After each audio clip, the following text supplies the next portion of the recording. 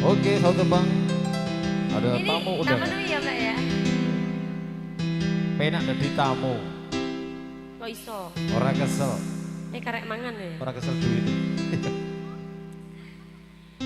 Minggu esok atus merupa kasih ning resepsimu nyekseni ijab kabel kwero bojomu status kumbien pacar saiki tamu undangan kelangan kowe aku oleh ijo pakanan apa prasmanan? Penak prasmanan. Oh prasmanan mbak Dewi ya? Ayo, sak senenge yo. Oke baik. Mbak Dewi monggo. Monggo prasmanane.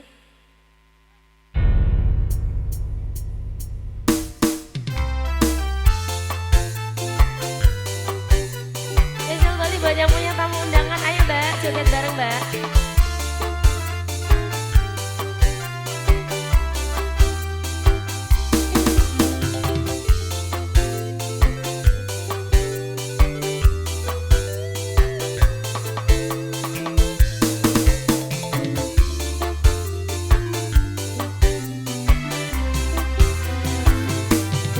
Rasane bingung, isih ra percaya.